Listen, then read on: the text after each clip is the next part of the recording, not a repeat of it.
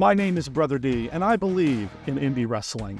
I love that we get to see talented athletes we wouldn't normally get to see if we only watched the major promotions, and sometimes you get to see talents from some of those bigger promotions in settings you wouldn't normally see them in.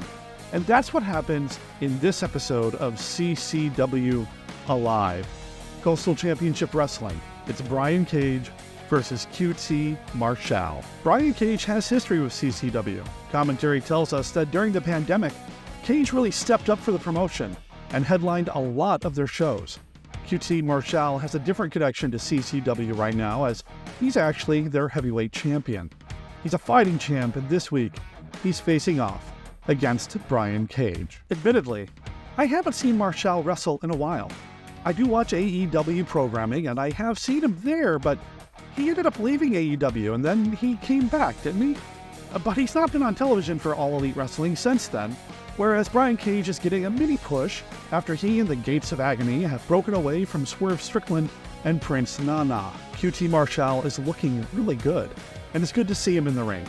I might not have always been a fan of the character work he did in AEW, but I always appreciated his in-ring work, and he's delivering here. He's in great shape, is light on his feet when he needs to be, and controls the action with some solid offense. Brian Cage, though, is, well, he's a machine. When the action spills out of the ring, Cage takes control, so much so that he even has time to pose for the audience before continuing his attacks on Marshall.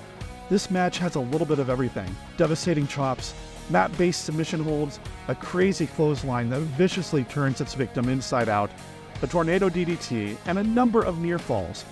Commentary tells us that this is really going back and forth, and commentary is right. This is a really fun match. Sure, they're performing on a smaller platform, but Marshall and Cage don't let that hold them back.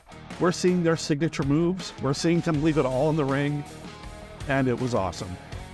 You can watch Coastal Championship Wrestling on their YouTube channel, and I'll make sure there's a link in the description down below. Please like and subscribe to this channel so you can keep up to date with everything going on here at the Suplex stream. I have a lot more independent wrestling to watch, and I can't wait to talk about it with you here. My name is Brother D, and I believe in indie wrestling.